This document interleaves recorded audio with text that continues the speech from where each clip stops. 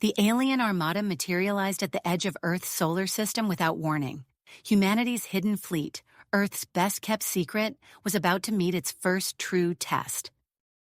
Admiral Harry Grant's eyes snapped open as the urgent alert blared through his quarters in the concealed lunar base. He sprung from his bed, adrenaline surging through his veins. Years of preparation had led to this moment. Grant rushed to the command center, a cavernous chamber hewn from the moon's rock. Massive holographic displays flickered to life, revealing a terrifying sight. Hundreds of benzite warships, their sleek, predatory forms advancing relentlessly toward Earth. "Status report," Grant barked, his voice steady despite the gravity of the situation. "Sir, we've detected a large benzite fleet entering the solar system," his second-in-command responded. "They've just passed Neptune's orbit and are on a direct course for Earth." Grant nodded, his mind racing through potential strategies. "Activate the cloaked fleet, all ships to battle stations." Throughout the solar system, hidden shipyards sprang to life. Orbital platforms shed their camouflage, revealing gleaming warships bristling with advanced weaponry. Decades of secret development and trillions in black budget funding were about to pay off. As the benzite vessels approached Mars, a transmission crackled across all frequencies. The alien leader, High Commander Janus, appeared on the main view screen.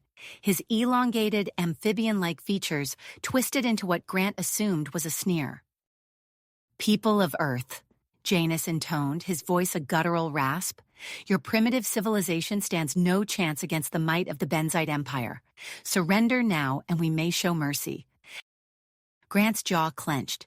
He keyed in a series of commands, positioning Earth's hidden fleet in a defensive formation around the planet and its moon. The cloaking technology, reverse-engineered from a crashed alien ship decades ago, kept them invisible to the approaching armada. "Begin full-spectrum analysis of their ships," Grant ordered. "I want to know every strength and weakness." Minutes ticked by as the benzite fleet closed in, unaware of the trap they were flying into. Grant's eyes narrowed as the scan results appeared on his console. "There," he muttered, pointing to a fluctuation in the alien's shield harmonics. "That's our opening. Prep the quantum disruption weapons." As Grant fine-tuned his battle plan, a priority message flashed on his screen. Earth's political leaders were in an uproar, debating whether to reveal the existence of the secret fleet to the public. "Absolutely not," Grant transmitted back. "We can't risk compromising our tactical advantage. The element of surprise is all we have." The benzite ships entered high Earth orbit, their weapon systems powering up. Janus's face appeared once more, his expression one of smug superiority. "This is your final warning," the alien commander growled. "Kneel before the Benzite Empire or be annihilated." Grant allowed himself a grim smile. "All ships," he commanded, "disengage cloaking systems and execute attack pattern Omega. Fire at will." In an instant, Earth's hidden fleet shimmered into existence, surrounding the shocked benzite invaders. Grant watched with fierce pride as his ships opened fire, their quantum disruption torpedoes slicing through the aliens' weakened shields. The battle had begun, and humanity's secret defenders were determined to send these would-be conquerors packing. The alien invasion fleet had no idea what they'd just blundered into, but they were about to find out exactly what humanity was capable of when pushed to the brink. The benzite ships scattered like startled fish, their formation breaking apart as Earth's hidden fleet unleashed a devastating barrage. Admiral Grant watched with grim satisfaction as the quantum disruption torpedoes tore through alien shields, leaving smoking hulls in their wake. "Press the advantage," Grant ordered, his voice carrying across the lunar command center. "Don't let them regroup." Earth's ships pursued the retreating benzites relentlessly, pushing them past the orbit of Mars. Grant allowed himself a moment of pride in humanity's preparedness, but he knew the fight was far from finished. As if on cue, a priority alert flashed on his console. Grant's brow furrowed as he read the incoming transmission from the lunar base. "Sir," his communications officer reported, "we're losing contact with the fleet. Some kind of jamming field is cutting off long-range communications." Grant's mind raced. This had to be more than simple battle damage or cosmic interference. Track the source, he commanded. Within moments, the source was identified, a small blip on the holographic display deep in the Siberian wilderness. Magnify that area, Grant ordered. The image zoomed in, revealing a partially cloaked benzite scout ship nestled among dense forest. Grant's heart made. Somehow, a single enemy vessel had slipped through their defenses. He keyed in a series of commands, bringing up the personnel files of Earth's most elite soldiers. "Get me Major John Hawkins," Grant said. "We have a situation." Minutes later, Major Hawkins and his team of 6 operatives were briefed and en route to the target zone. Their hypersonic drop pods streaked through the atmosphere, leaving fiery trails in the night sky. As Grant waited for updates, he directed the fleet to maintain their positions beyond Mars. Without long-range communications, he couldn't risk leaving Earth undefended. In Siberia, Hawkins and his team hit the ground running. They quickly established a perimeter around the alien landing site, their advanced stealth gear rendering them nearly invisible in the twilight forest. Sergeant Lisa Thomas, the team's linguistics expert, set up a portable signal interceptor. Her eyes widened as fragmented alien transmissions began flooding in. "Major," she whispered urgently, "I'm picking up some chatter. It's encrypted, but I think they're calling for backup." Hawkins's expression darkened. "Can you get any specifics?" Thomas worked furiously, her fingers flying over the holographic interface. "It's not just a distress call," she said after a moment. "They're reporting on Earth's defenses. And, sir, I think there's another fleet coming, a bigger one." Hawkins processed this information quickly. "We need to take out that comm array," he decided. "Stealth approach. We go in quiet, plant charges, and get out before they know what hit them." The team moved like shadows through the underbrush, their suits adapting to match the surrounding foliage. They were meters away from the alien perimeter when disaster struck. A benzite soldier emerged from the ship, carrying what looked like a bulky scanner. The device emitted a high-pitched whine, and suddenly the alien's head snapped in their direction.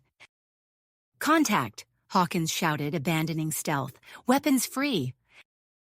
The forest erupted in chaos. Energy weapons sizzled through the air, turning trees to ash. Hawkins and his team scrambled for cover, returning fire with their own advanced weaponry. Sergeant Thomas, pinned down behind a fallen log, noticed something odd.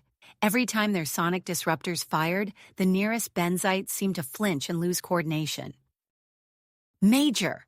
she called out over the din of battle. "Their auditory systems and they're hypersensitive to certain frequencies." Hawkins nodded grimly. "Adjust your weapons to maximum frequency. Let's give these bastards a headache they won't forget." The modified weapons had an immediate effect. Benzite soldiers clutched at their head-like appendages, their movements becoming erratic and uncoordinated. Seizing the opportunity, Hawkins led a small group in a flanking maneuver. They fought their way through the alien defenses, each step bringing them closer to the communications array. Private Rodriguez took a glancing hit from an energy blast, the smell of burned flesh mixing with ozone. Hawkins pulled him to safety, but the injury left them a man down. "Sir," Corporal Chen called out, "that array is powering up. We're out of time." Hawkins made a split-second decision. "Fall back," he ordered the team. "I'm going in alone." Before anyone could object, Hawkins sprinted toward the heart of the alien camp. Energy bolts sizzled past him, singeing his armor. He ignored the burning pain in his side where a shot had grazed him. With a final burst of speed, Hawkins reached the communications array. He slapped a high-yield explosive onto its base, his fingers flying over the detonator controls. The explosion rocked the forest, sending a fireball into the night sky. As the smoke cleared, the jamming field dissipated, and long-range communications crackled back to life. In the Lunar Command Center, Admiral Grant's console lit up with incoming transmissions. He quickly assessed the situation, ordering a portion of the fleet back to Earth orbit. "Prepare for potential hostiles," he commanded, "and get me a status report on that ground team." As the remaining human forces secured the Siberian site, Grant turned his attention to the captured Benzite ship and prisoners. They would need every scrap of intelligence to prepare for what was coming. The immediate threat had been neutralized, but Grant knew this was just the beginning. Somewhere out there, a second Benzite fleet was en route. Earth had won the first battle, but the war was a long way to go. Grant stared at the holographic display, watching as his ships took up defensive positions around the planet. They had revealed their hand to repel the invasion. Now, they would have to be ready for whatever came next. Admiral Grant's eyes scanned the holographic display, tracking the movements of Earth's fleet as they took up defensive positions around the planet. The immediate Benzite threat had been neutralized, but a gnawing unease settled in his stomach. This victory felt hollow, merely the opening salvo in a much larger conflict. "Admiral," his communications officer called out, "we're receiving priority transmissions from global military commands. They're requesting guidance on how to proceed." Grant nodded, his mind already racing through potential scenarios. "Initiate Protocol Omega," he ordered. "Full global mobilization. I want every nation's armed forces on high alert and ready to deploy within the hour." As his staff hurried to relay the orders, Grant turned to his second-in-command. "Prepare the war room. We need to coordinate with Earth's leaders immediately." Within minutes, the cavernous lunar war room hummed with activity. Holographic projections of world leaders and military commanders flickered to life around a massive central table. Grant stood at its head, his posture standing tall as he addressed the assembly. "Ladies and gentlemen, we've repelled the initial invasion, but our long-range sensors indicate a second, larger Benzite fleet is en route. We have less than 72 hours to prepare our defenses." Murmurs of concern rippled through the gathered projections. The Chinese president leaned forward, her expression grave. "Admiral, what do you propose?" Grant's fingers danced across the table's surface, bringing up a detailed tactical display. "We need to consolidate our forces, both conventional and hidden. I'm proposing a unified command structure, with regional defense zones coordinated from this lunar base." As Grant outlined his strategy, a priority alert flashed on his personal console. He frowned, reading the encrypted message from the team in Siberia. The Benzite prisoners were being transported to a secure facility in the Rocky Mountains. "Dr. Marcus Thomas," Grant murmured, recognizing the name of Earth's leading xenobiologist. If anyone could unravel the mysteries of Benzite physiology, it was him. Miles below the Earth's surface, in a state-of-the-art laboratory carved into the heart of the Rockies, Dr. Thomas peered through an advanced microscope at a sample of Benzite tissue. His brow furrowed in concentration as he manipulated the controls, zooming in on the alien cell's bizarre structure. "This can't be right," he muttered, adjusting the magnification again. The Benzite cellular structure defied every known principle of evolutionary biology. It was too perfect, too engineered. Dr. Thomas straightened, his pupils dilating from the implications. He turned to his assistant, his voice tight with excitement and a hint of fear. "Get me a secure line to Admiral Grant. He needs to hear this immediately." Back in the lunar base, Grant received Thomas's transmission with growing alarm. The revelation that the Benzites were bioengineered constructs shifted the entire paradigm of the conflict. Who had created them, and why? Grant's strategic mind immediately began reassessing the situation. If the Benzites were artificial creations, there had to be a greater power behind them. Earth might be facing a threat far beyond what they had initially imagined. "Captain Hawkins," Grant called out, addressing a sharp-featured woman at a nearby console. "I need your team to focus on breaching the Benzite ship's computer systems. We need to know who created them and why they're here." Sarah Hawkins nodded grimly, her fingers already flying over her keyboard. She pushed aside the grief threatening to overwhelm her. Now was not the time to mourn her brother John, presumed lost in the Siberian operation. The fate of humanity hung in the balance. As Earth's defenses mobilized and researchers raced to unlock the secrets of Benzite technology, a new variable entered the equation. The United Nations received an unexpected transmission from an alien vessel that had suddenly appeared in orbit. In a secured chamber deep within the UN headquarters, world leaders gathered to witness first contact with a new alien species. The holographic projection flickered to life, revealing a towering avian-like creature with iridescent feathers and piercing, multifaceted eyes. "Greetings, people of Earth." The alien's voice resonated, a melodic trill underlying its words. "I am Cathara, ambassador of the Arcturian Confederation. We come offering alliance against the Benzite threat." The room erupted in a cacophony of voices, questions, and demands. Admiral Grant, watching via secure feed from the lunar base, remained silent, his eyes narrowed in concentration. The timing of this offer was too convenient, the stakes too high for blind trust. As diplomatic channels buzzed with activity, Grant dispatched a team of advisors to meet with Cathara. Simultaneously, he ordered increased surveillance on the Arcturian ship. Trust, but verify. The old adage had never felt more relevant. In the Rocky Mountain facility, Dr. Thomas's research yielded another crucial breakthrough. He burst into the makeshift war room, where military officials huddled around tactical displays. "We've found a weakness," Thomas announced, his eyes bright with excitement. "The Benzite physiology is highly susceptible to a specific frequency of electromagnetic radiation. We could potentially disable or even control them." The implications were staggering.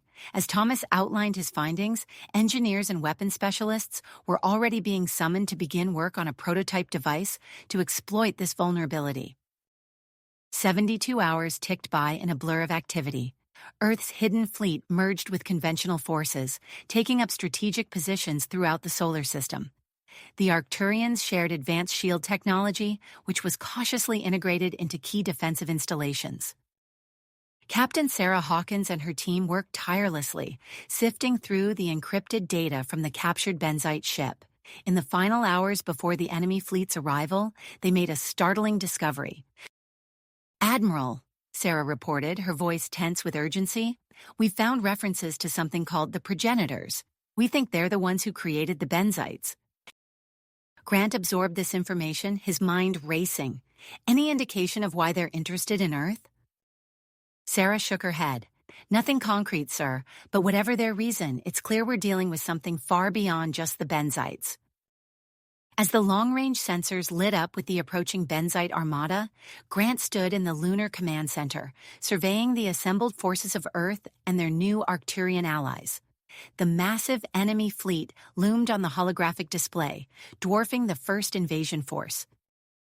Grant took a deep breath, keying his comm to address all Allied ships. The next few hours would determine the fate of humanity, and the true test of Earth's preparations was about to begin. The fate of humanity hung in the balance. Admiral Grant's finger hovered over the broadcast button, his eyebrows furrowed. With a deep breath, he pressed down, initiating a global transmission that would change the course of history. "Citizens of Earth," his voice resonated across every television, radio, and communication device on the planet. "I am Admiral Jonathan Grant of the United Earth Defense Force. What I am about to tell you may seem impossible, but I assure you it is the truth." Grant's words flowed steadily as he revealed the existence of Earth's hidden fleet and the imminent Benzite threat. Gasps and murmurs rippled through crowds gathered in city squares, living rooms, and public spaces worldwide. In New York City, a sea of faces turned upward as massive holograms projected Grant's image above Times Square. A woman clutched her child close, eyes wide with disbelief. In Tokyo, salarymen froze mid-stride, their eyes glued to the screens lining the busy Shibuya crossing. As Grant concluded his address, a momentary hush fell over the globe, followed by an explosion of reactions. In some areas, panic took hold. Looters smashed windows in London, while protesters flooded the streets of Paris, demanding answers from their government. Yet as the initial shock subsided, a new sentiment began to emerge. In Rio de Janeiro, a group of young men and women marched down the beach, waving Brazilian flags and chanting, "Unidos contra os alienígenas," united against the aliens. Similar scenes played out across the planet. Humanity, faced with an existential threat, began to rally. National differences faded as people realized the stakes they all shared. In the Rocky Mountain facility, Dr. Marcus Thomas wiped sweat from his brow as he made the final adjustments to the EM disruptor prototype. The device hummed to life, emitting a barely perceptible vibration. "It's ready," he announced to the team of engineers and military personnel crowded around his workstation.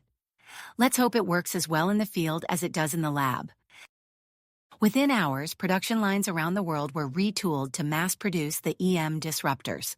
Factory workers in Detroit, Shanghai, and Stuttgart worked around the clock, their hands flying over assembly lines with a sense of urgent purpose.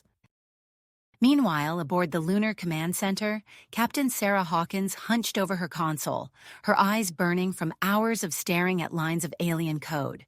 Her team had been working nonstop, sifting through the decrypted benzite data. "Admiral," she called out, her voice hoarse from fatigue, "you need to see this."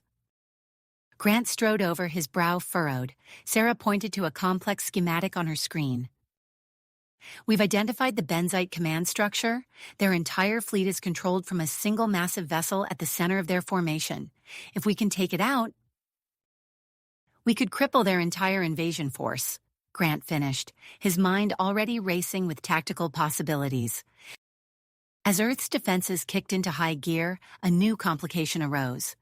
Cathara, the Arcturian ambassador, had provided schematics for advanced shield technology. Earth's engineers had been working feverishly to implement the upgrades when one of Sarah's analysts made a chilling discovery. "Captain," the young lieutenant said, her face pale, "I found something embedded in the Arcturian schematics. It's a backdoor.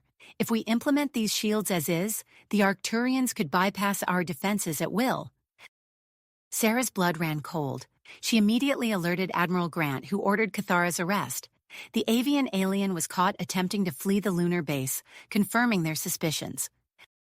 In a tense meeting with Earth's military leadership, Grant laid out the situation. "The Arcturians are not our allies," he stated grimly. "They're rivals of the benzites, trying to use us as pawns in their own game. As of now, we stand alone against the invasion." With the benzite fleet rapidly approaching, Grant unveiled his strategy. Earth's forces would be divided into 3 groups: a defensive line around the planet, an offensive fleet to engage the enemy head-on, and a small strike team led by Captain Hawkins to infiltrate the benzite command vessel. As the enemy entered the solar system, humanity held its breath. The first salvos were exchanged near the orbit of Mars, energy weapons lighting up the void of space. Earth ships, though outnumbered, proved more agile, darting in and out of the benzite formation to deliver punishing blows. Aboard the EDS Indomitable, Commander Elena Rodriguez watched her tactical display with grim satisfaction as the EM disruptors took effect. Benzite ships veered wildly off course, colliding with each other in a cascade of destruction. "Press the advantage," she ordered, her voice steady despite the chaos erupting around her. "Concentrating fire on Sector Bravo 7. On Earth's surface, the EM disruptors proved equally effective. As benzite dropships attempted to land in the outskirts of Beijing, they were met with a wall of electromagnetic energy. The alien troops stumbled from their ships, disoriented and uncoordinated, easy prey for the waiting Earth defense forces. Captain Sarah Hawkins led her strike team toward the heart of the benzite fleet. Their ship, reverse-engineered from captured alien technology, slipped past the enemy's sensors undetected. As they approached the massive command vessel, Sarah felt a mix of anticipation and dread. "Prepare for EVA," she ordered, her voice calm despite the pounding of her heart. "Remember your training. We have one shot at this." The team performed their spacewalk in eerie silence, the battle raging around them reduced to silent flashes of light in the distance. They reached the hull of the command vessel, cutting their way inside with plasma torches. As they breached the outer defenses, Sarah's calm crackled to life. A familiar voice, one she had thought lost forever, filled her helmet. "Sarah, can you hear me? This is John." Her brother's voice nearly caused Sarah to lose her focus. "John, where are you?" No time to explain. John Hawkins replied quickly. I'm on a Benzite prison ship. Listen carefully, I have critical information about their communication systems. As John relayed what he had learned during his captivity, Sarah and her team fought their way deeper into the command vessel. They planted explosive charges at key junctions, following the layout John described. Finally, they reached the central control room. Sarah's eyes widened as she took in the sight before her. A massive biomechanical interface dominated the chamber, pulsing with alien energy. As she prepared to detonate the charges, a voice echoed through the room, not in her comms, but directly in her mind. Wait, it said, a complex mixture of emotions coloring the single word. Sarah turned, her weapon raised, to face a Benzite unlike any she had seen before. It stood taller than the others, its eyes gleaming with an intelligence that seemed almost human. You are Sarah Hawkins, the being stated, its mental voice resonating with an unsettling clarity. I am Vexillar, commander of this fleet, and there is much you need to understand about the true nature of this conflict. Sarah's finger tensed on the trigger of her weapon, but she didn't fire. Something in Vexillar's presence held her back, a sense that she stood on the precipice of a revelation that could change everything. Speak quickly, she said, her voice tight with tension. You have one chance to explain why we shouldn't end this invasion right now. As Vexillar began to speak, the battle continued to rage outside the command vessel. The fate of 2 species, and perhaps many more, hung in the balance of the words about to be exchanged in that alien chamber. The truth is far more complex than you realize, Vexillar said, his mental voice resonating with a mixture of urgency and desperation. We are not invaders by choice, but slaves to a will greater than our own. Sarah's grip on her weapon tightened, her mind racing to process this unexpected development. Explain, she demanded, her voice sharp with tension. Vexillar's large eyes blinked slowly, a gesture Sarah interpreted as a sign of resignation. We Benzites are a created species, genetically engineered by beings we know as the progenitors. They designed us to be their army, their tools of conquest. As Vexillar spoke, Sarah noticed subtle differences in his appearance compared to other Benzites she had encountered.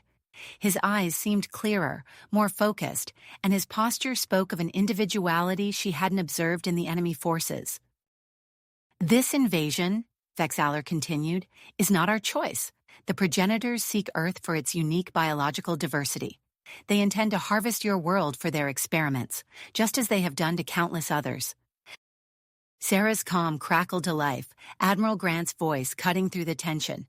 Captain Hawkins, report, what's happening in there? Sir, Sarah replied, her eyes never leaving Vexillar. The Benzite commander claims they're being controlled by another species. He's proposing an alliance. A moment of stunned silence followed before Grant responded. Understood. I'm ordering a temporary ceasefire. Hold your position and continue gathering intel. As Sarah relayed the ceasefire order to her team, Vexillar's posture relaxed slightly. I am what you might call a mutation, he explained. Through some quirk of genetics, I've developed a level of self-awareness that allows me to resist the progenitor's control. There are others like me, but we are few. And what exactly are you proposing? Sarah asked, her voice filled with skepticism. An alliance, Vexillar stated simply. Help us break free from the progenitor's control, and we will withdraw our forces. Together, we may have a chance to stand against our true enemy. Before Sarah could respond, the chamber's entrance hissed open. Dr. Marcus Thomas entered, flanked by a team of Earth's top xenobiologists and diplomats. The scientist's eyes widened as he took in the scene before him. Captain Hawkins, Thomas greeted her, his voice tight with hardly restrained excitement. Admiral Grant sent us to assess the situation. Is this... Sarah nodded. This is Vexillar, the Benzite fleet commander. He has quite a story to tell. As Dr. Thomas and his team began their examination of Vexillar and the other awakened Benzites, Sarah's calm chirped again. This time, it was her brother John's voice that filled her helmet. Sarah, we've done it, John reported, his voice breathless with exertion. "We've taken control of the prison ship. You won't believe some of the intel we've uncovered here." A surge of relief washed over Sarah at the sound of her brother's voice. "Good work, John. Hold your position for now. Things are complicated here." Over the next few hours, a flurry of activity consumed the Benzite command vessel.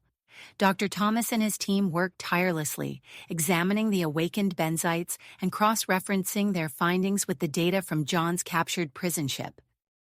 Meanwhile, on Earth's surface, the sudden ceasefire had caused confusion and chaos. General Maria Rodriguez coordinated a global response, managing the surrender and containment of grounded Benzite forces while maintaining vigilance against any remaining threats. As the diplomatic talks progressed, Dr. Thomas made a startling discovery. "Captain," he called out, his voice filled with excitement, "you need to see this." Sarah hurried over to where Thomas was examining readouts from the EM disruptor. "What is it?"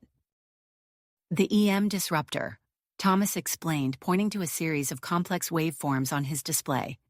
"It's not just disrupting their ship's systems, it's weakening the progenitor's control over the Benzites themselves. That's why it's been so effective." Sarah's mind raced with the implications. "Can we use this to free the entire Benzite fleet?" Thomas nodded enthusiastically. "I believe so. With some modifications, we could broadcast a signal that would break the progenitor's hold on all the Benzites in range." Sarah immediately relayed this information to Admiral Grant. After a tense period of deliberation with Earth's leaders, Grant gave the go-ahead to implement Thomas's plan. As Earth's fleet and defense platforms were hurriedly outfitted with the modified EM disruptors, Sarah couldn't shake a sense of unease. It all seemed too easy, too convenient. Her instincts proved correct when the devices were activated. A massive electromagnetic pulse rippled through space, washing over the Benzite armada. Thousands of ships suddenly ceased their attack, their crews freed from mental enslavement. But in that moment of triumph, alarms blared throughout the command vessel. Vexillar's eyes widened in horror. "No," he whispered. "They anticipated this." A hidden system within the command vessel surged to life, a progenitor AI designed as a failsafe against exactly this scenario. The AI began attempting to reassert control over the Benzite fleet, its influence spreading like a digital plague. "We need to shut it down," Sarah shouted, already moving towards the vessel's core. "Vexillar, guide us!" As they raced through the twisting corridors of the command vessel, Sarah's team encountered waves of automated defenses. Plasma bolts sizzled past their heads as they ducked and weaved, returning fire with their own weapons. Outside, the space battle had taken on a surreal quality. Freed Benzite ships formed a protective barrier around Earth, joining forces with the human fleet to fend off the vessels still under the AI's control. Sarah's calm crackled to life once more. "Sarah, we're incoming!" John's voice rang out. "Hold tight, we're bringing reinforcements." Moments later, the former prison ship piloted by John Hawkins burst through the command vessel's shields, disgorging a mixed force of human and alien fighters. The additional firepower was welcome as Sarah's team pushed deeper into the heart of the vessel. As they fought their way towards the AI core, Dr. Thomas worked feverishly to unravel the secrets of the progenitor technology. His voice, tense with concentration, guided Sarah through the complex systems they encountered. "There," Thomas said, his voice triumphant. "I found a weakness in the AI's code structure. If you can access the main terminal in the core, I can talk you through the shutdown sequence." With restored dedication, Sarah, John, and Vexillar led the charge towards the AI core. The defenses grew more intense with each step, but the combined human Benzite force pressed on, driven by the knowledge that the fate of two species hung in the balance. As they reached the final barrier before the core, Sarah caught a glimpse of the massive, pulsing AI system through a reinforced viewport. Its alien architecture was both beautiful and terrifying, a testament to the advanced nature of the progenitor technology. "Ready?" Sarah asked, looking at her brother and their unlikely alien ally. John nodded, his mind focused. Vexillar's eyes gleamed with a mix of fear and hope. "Then let's end this," Sarah said, raising her weapon as the final door began to slide open. Open. Sarah charged through, her weapon raised and ready. The AI core sprawled before them, a pulsing mass of alien technology that filled the cavernous chamber. "Move!" she barked, diving for cover as a barrage of energy bolts lanced out from concealed turrets. John and Vexillar followed close behind, splitting off to flank the defenses. The rest of their strike team poured in, a mix of humans and freed Benzites working in perfect coordination. Sarah's comm crackled. "Captain, we're detecting massive power fluctuations," Dr. Thomas reported. "The AI is adapting to our presence. Be careful." As if on cue, the gravity in the chamber shifted. Sarah felt herself lifted off her feet, struggling to maintain her orientation as she floated upward. Around her, others flailed in the suddenly weightless environment. "Mag boots," she ordered, activating her own. The magnetic soles clamped down, anchoring her to the metal floor. Not everyone was so lucky. Several team members drifted helplessly, easy targets for the automated defenses. John, his own boots engaged, provided covering fire. "Sarah, you're 3 o'clock." She spun, firing at a shimmering distortion in the air. Her shots passed through harmlessly. "Holographic decoys," she growled. "Thomas, we need a way to distinguish the real threats." "Working on it," the scientist replied, his voice strained.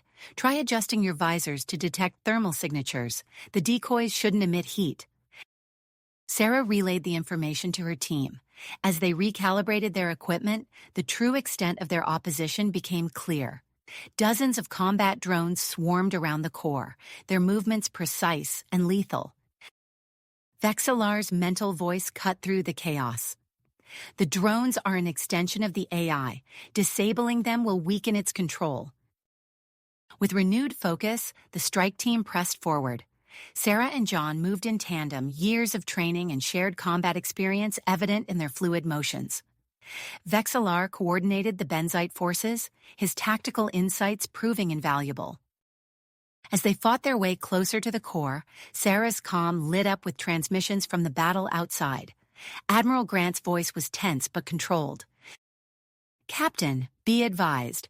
We're seeing strange behavior from the Benzite fleet. Ships are powering down or changing allegiance seemingly at random. Whatever you're doing in there is having an effect." "Understood, Admiral," Sarah replied, ducking under a swipe from a drone's energy blade. "We're making progress, but resistance is heavy." The team had nearly reached the central platform housing the AI core when a new threat emerged. A swarm of metallic particles coalesced in the air, forming into deadly shapes, blades, spikes, and writhing tentacles. "Nanobots," Vexillar shouted, both vocally and mentally. "They'll tear through our suits." Panic threatened to overtake the strike force, but Sarah's training kicked in. "Thomas, we need options." The scientist's response was immediate. "Reconfigure your EM disruptors. A broad-spectrum pulse should disrupt their cohesion." Sarah barked orders, and the team quickly adjusted their weapons. The air crackled with electromagnetic energy as they fired into the swarm. The nanobots' formations wavered, then collapsed into inert piles of dust. With the path clear, they made the final push to the AI core. As they breached the last line of defense, Sarah's eyes widened at the sight before her. The core wasn't just a computer, it was a living, pulsating entity. Tendrils of biomechanical matter writhed and reached out, probing the air around it. "By all that's holy," John whispered, momentarily awestruck. Their moment of shock cost them. A tendril lashed out, catching Sarah across her midsection. Her armor absorbed most of the impact, but the force sent her flying backward. She slammed into a console, pain flaring through her body. "Sarah!" John cried out, unleashing a barrage of fire at the core. The shots seemed to have little effect, absorbed by some kind of energy field. Vexillar rushed to Sarah's side, helping her to her feet. "Are you injured?" She grimaced, tasting blood. "I'll live. We need to end this now." The Benzite nodded, his eyes gleaming with drive. "I can interface with it. If I can establish a connection, I may be able to shut it down from within." It's too dangerous, Sarah protested, but Vexillar was already moving toward the core. As the alien approached, tendrils lashed out. John and the remaining team members provided covering fire, drawing the core's attention. Vexillar pressed forward, his hand outstretched. When he made contact, his body went rigid, eyes rolling back in his head. Vexillar, Sarah shouted, struggling to move through the pain of her injuries. The Benzite's voice echoed in their minds, strained and distant. Fighting! Its consciousness, so vast. Sarah watched helplessly as Vexillar convulsed, neural pathways in his brain visibly overloading. She realized with growing horror that the connection was two-way. The AI was trying to sever Vexillar's control, to reassert its dominance over the Benzite mind. Acting on instinct, Sarah grabbed her EM disruptor. She adjusted the settings, creating a feedback loop to amplify Vexillar's signal. The weapon grew hot in her hands as she aimed it at the point of connection between Vexillar and the core. "John, cover us!" she yelled, activating the disruptor. Energy arced between Vexillar, the core, and Sarah's weapon. The air crackled with ozone as the electromagnetic pulse grew in intensity. Sarah gritted her teeth, fighting to maintain her grip as the disruptor threatened to overload. Around them, the command vessel shuddered. Alarms blared as systems began to fail. Sarah's comm came to life, Admiral Grant's voice urgent. "Captain, the ship is breaking apart. We're ordering all nearby vessels to withdraw to a safe distance. You need to get out of there now." Sarah knew they were out of time. She pushed the disruptor to its limits, channeling every ounce of power into amplifying Vexillar's connection. The Benzite's mental voice grew stronger, more focused. "I see it, the central protocols. I can—" Suddenly, the core's tendrils went limp. The pulsing light at its center flickered and died. Vexillar collapsed to the ground, his body racked with tremors. "We did it," John breathed, lowering his weapon. Sarah rushed to Vexillar's side, checking his vital signs. They were weak, fading fast. "We need immediate evac," she shouted into her comm. "Vexillar is down." As the strike team gathered around their fallen ally, the ship continued to break apart around them.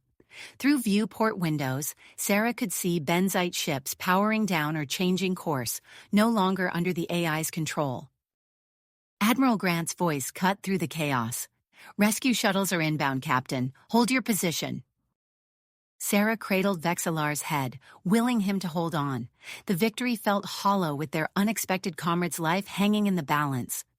As debris rained down around them and rescue seemed agonizingly far away, Sarah realized that while one battle might be over, the war and its consequences were far from finished. Sarah's eyes snapped open as the rescue shuttle touched down on the deck of the UES Intrepid. The ship's medical bay was a flurry of activity, with human and Benzite medical personnel working side by side to treat the wounded from the command vessel assault.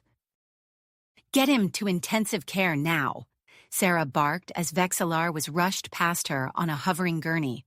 The Benzite's skin had taken on a sickly gray hue, his breathing shallow and irregular. Dr. Marcus Thomas intercepted the medical team, his eyes widening as he took in Vexillar's condition. "What happened?"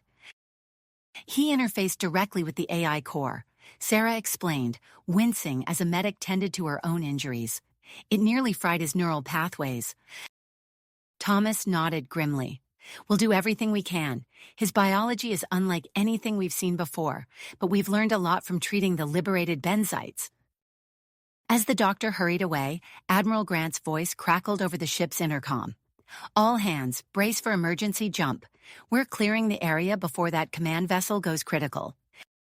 Sarah felt the familiar lurch in her stomach as the Intrepid's FTL drive engaged. Through the medbay's viewport, she watched the stars blur into streaks of light. When they snapped back into normal space, the broken Benzite command vessel was no longer visible. Hours blurred together as Sarah moved between debriefings, strategy sessions, and visits to the medical bay to check on Vexillar's condition. It wasn't until she found herself standing before Admiral Grant in his ready room that the full weight of their victory began to sink in. You've done it, Captain, Grant said, his weathered face betraying a mix of relief and exhaustion. The Benzite fleet is standing down. We're receiving transmissions from ships across the system, all reporting freedom from progenitor control. Sarah allowed herself a small smile. It was a team effort, sir. What's our next move? Grant's expression turned serious. We've got a hell of a mess to clean up. I'm establishing a joint human Benzite command structure to coordinate our efforts. Your brother, Major Hawkins, will be leading a covert operation to locate any remaining Benzite colonies that might still be under progenitor influence. Sarah nodded, a surge of pride mixed with concern for her brother's safety. And me, sir? You're being promoted, Colonel Hawkins, Grant said, a hint of a smile tugging at his lips. I need you to lead a joint task force. Your mission is to adapt Benzite technology for our defense systems. If the progenitors come back, we need to be ready. As Sarah saluted and turned to leave, Grant added, One more thing, Colonel. We've detected a dormant progenitor probe in the debris field. I want you to oversee the quarantine and study of that object. We can't risk another surprise attack. Over the next weeks, Earth became a hive of activity. The skyline of major cities changed as Benzite ships touched down, disgorging freed soldiers and civilians. General Rodriguez, tasked with overseeing the integration efforts, found himself mediating countless cultural misunderstandings. No, you can't just reconfigure buildings without asking, Rodriguez explained patiently to a group of Benzite engineers. I know you're trying to help, but humans value their personal space differently. Meanwhile, in a specialized medical facility in Geneva, Dr. Thomas hunched over a holographic display of Vexillar's brain activity. The Benzite commander lay motionless on a bed nearby, surrounded by a cocoon of medical equipment. There, Thomas muttered, zooming in on a cluster of neural pathways. The AI core overloaded these synapses, but if we can stimulate regrowth... He trailed off, furiously making notes on his datapad. A knock at the door interrupted his concentration.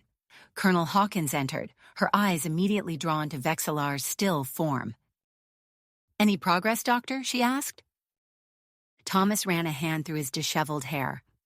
Some. His biology is fascinating, Colonel. The way Benzite minds interface with technology, it's like nothing we've ever seen. If we can unlock the secret, it could revolutionize our own tech. Sarah nodded, her gaze still fixed on Vexillar. Keep at it, Doctor. We need him awake. The Alliance is holding for now, but having a high-ranking Benzite to help bridge the gap would make a world of difference. As Sarah left the medical facility, her comm unit chimed. It was Admiral Grant, his voice tense. Colonel, we've got a situation. That progenitor probe we quarantined, it just activated. Sarah broke into a run, shouting orders into her comm as she headed for the nearest transport. By the time she reached the orbital platform housing the probe, a team of scientists and soldiers had already established a containment field around the alien device. Status report, Sarah barked as she entered the observation room. A nervous-looking technician looked up from his console. It started broadcasting about 10 minutes ago, ma'am. We're trying to jam the signal, but it's using frequencies we've never seen before. Sarah's blood ran cold. Do we know where it's broadcasting to? The technician shook his head. Deep space, that's all we can tell. It could be calling for reinforcements or... His words were cut off as the probe suddenly pulsed with energy. The containment field flickered and died. Destroy it, Sarah shouted, now. Weapons fire filled the chamber, reducing the probe to slag in seconds. But Sarah knew it was too late. Whatever message it had been sending was already on its way to unknown recipients. As alarms blared and personnel scrambled to secure the area, Sarah's mind raced. The probe's activation changed everything. Earth had been granted a reprieve, but for how long? She tapped her comm unit. Admiral Grant, we need to accelerate our preparations. If the progenitors are coming, we need to be ready. In the depths of space, beyond the edge of the solar system, something stirred. A sensor buoy, part of humanity's newly expanded early warning network, registered an anomaly. Data streamed back to Earth, where analysts pored over the readings with growing concern. Admiral Grant stood before the newly formed Solar Defense Council, his face grim as he delivered the news. Ladies and gentlemen, long-range sensors have detected an object entering the solar system. Based on its energy signature and propulsion method, we believe it to be a progenitor scout ship. The council chamber erupted into a flurry of anxious whispers. Grant raised his hand for silence. We don't know if this is an advanced scout or the first wave of a larger force. But one thing is clear. The true test of our alliance with the Benzites is about to begin. As the council debated their next move, Colonel Sarah Hawkins stood at a viewport in the orbital shipyards, watching as human and Benzite work crews swarmed over the hull of a massive new vessel. It was a hybrid of both species' technologies, a ship designed to face the progenitor threat head-on. Sarah's comm unit chimed with an incoming transmission from her brother. John's voice was tinged with excitement and apprehension. Sarah, you won't believe what we found out here. There are more Benzite colonies, and some of them might still be under progenitor control. We're going to need backup. As she listened to her brother's report, Sarah's gaze drifted to the stars. Somewhere out there, an ancient and terrifying force was stirring. But this time, humanity wouldn't face the threat alone. Whatever came next, Earth and its new allies would stand together. The shipyard's warning klaxon sounded, signaling the start of another shift. Sarah squared her shoulders and turned away from the viewport. There was work to be done, and precious little time to do it. The progenitors were coming, and the fate of two species hung in the balance. The anomaly at the edge of the solar system grew clearer with each passing moment. Admiral Grant's heart made as the long-range sensors confirmed his worst fears. A massive progenitor warship emerged from faster-than-light travel, its ominous silhouette casting a shadow across the stars. All ships, battle stations, Grant ordered, his voice steady despite the gravity of the situation. This is not a drill. I repeat, this is not a drill. The combined human-Benzite fleet moved to intercept, a testament to the newfound alliance forged in the crucible of their shared struggle. Grant stood on the bridge of the flagship Defiance, watching as the tactical displays came to life with a flurry of activity. Meanwhile, in the specialized medical facility on Earth, Dr. Thomas's eyes widened as he observed a sudden spike in Vexillar's neural activity. The Benzite commander's fingers twitched, then his eyes snapped open. It worked, Thomas breathed, hardly daring to believe it. He rushed to Vexillar's side, helping the disoriented alien sit up.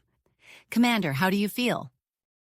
Vexillar's gills fluttered as he took in his surroundings. I remember, he said, his voice hoarse from disuse. The progenitors, their tactics, their weaknesses. We must act quickly. Thomas nodded, already reaching for his comm unit. Admiral Grant, sir. Vexillar is awake and he has critical information about the enemy. Within hours, Vexillar found himself aboard a shuttle bound for the Defiance. As they approached the flagship, he saw the progenitor warship looming in the distance, a behemoth of alien design that sent a chill through his core. The progenitor ship wasted no time in unleashing its assault. A swarm of smaller craft poured from its hangar bays, while a familiar signal began broadcasting across all frequencies. Grant watched as several of his officers winced, their hands moving instinctively to their heads. Status report on the EM disruptors, he barked. Functioning at full capacity, sir, came the response. Our ships are shielded from the progenitor influence. Grant allowed himself a small nod of satisfaction. Then let's show these bastards what we can do. All ships execute maneuver Epsilon 3. The Allied fleet broke formation, executing a series of complex moves that seemed to defy the laws of physics. Human ingenuity combined with Benzite precision, creating a dazzling display of tactical prowess that kept them one step ahead of the technologically superior enemy. Back on Earth, Colonel Sarah Hawkins stood before a bank of holographic displays, overseeing the activation of the planetary defense grid. Towers of gleaming metal and pulsing energy dotted the globe, the fruits of human-Benzite collaboration. Power levels at 85% and climbing, and technician reported. Estimated time to full activation, 3 minutes. Sarah's eyes never left the displays. Push it harder. We need that shield up now. As if in response to her words, the progenitor warship fired a massive energy beam towards Earth. Sarah's heart leaped into her throat, but just as the beam was about to strike, the defense grid flared to life.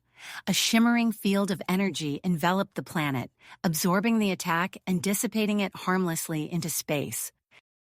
In the void between Earth and Mars, the battle raged. Human and Benzite ships danced between streams of enemy fire, returning volleys of their own. But for every progenitor craft they destroyed, 2 more seemed to take its place. Aboard the Defiance, Vexillar studied the enemy's attack patterns with growing concern. Something about their movements nagged at his memory, a crucial detail just out of reach. Then, like a bolt of lightning, it struck him. "Admiral," he called out, his voice urgent, "I've identified a weakness in their strategy. The progenitors rely too heavily on centralized control. If we can disrupt their command structure, we may be able to turn the tide." Grant's eyes lit up with understanding. A surgical strike at the heart of their ship. It's risky, but it might be our only chance. He tapped his comm unit. "Major Hawkins, assemble your team. I have a job for you." As the main battle intensified, a small, sleek vessel detached from the Defiance's underside. Its hull was covered in a light-absorbing material, rendering it nearly invisible against the backdrop of space. Inside, Major John Hawkins briefed his strike team. "Our mission is simple," he said, his voice grim. "We get in, we plant these charges at the ship's control node, and we get out. The fate of Earth depends on our success."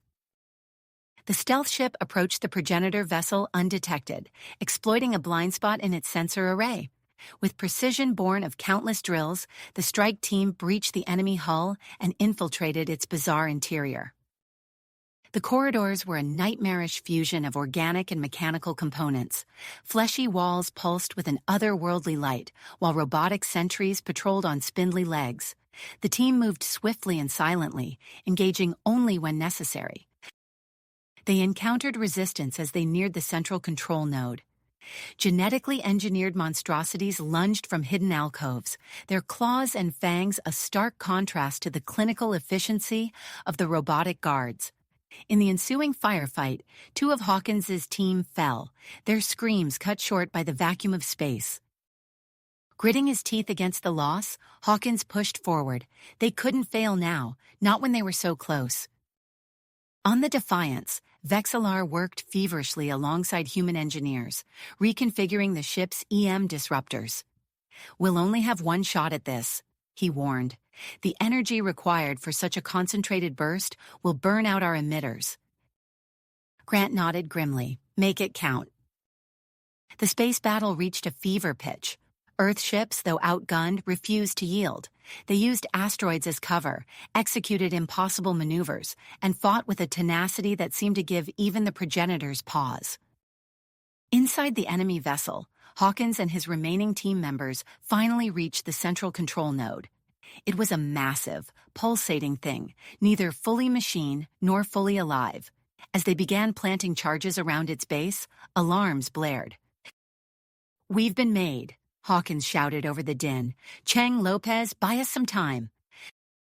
His 2 remaining soldiers took up defensive positions as a wave of progenitor defenders converged on their location, the air filled with weapons fire and the screeching of wounded monstrosities. With the last charge in place, Hawkins activated his comm unit. "Charges set, we need extraction now." Grant's voice crackled through the static.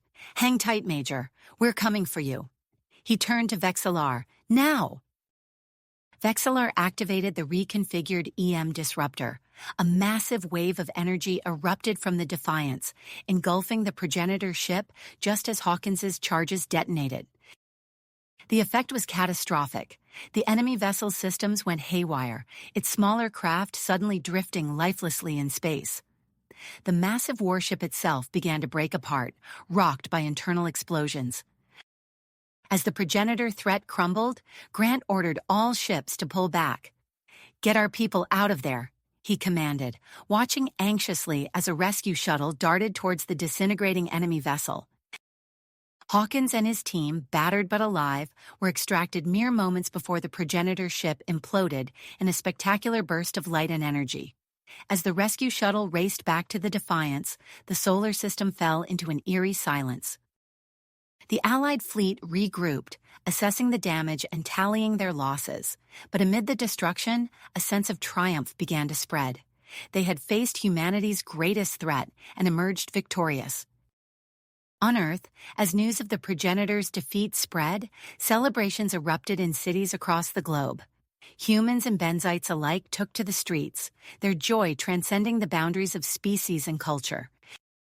Weeks later, in a solemn ceremony broadcast across both Earth and the liberated benzite worlds, human and benzite leaders gathered to sign a formal alliance treaty. The Galactic Defense Initiative was established, with Admiral Grant and Vexillar appointed as its first co-commanders.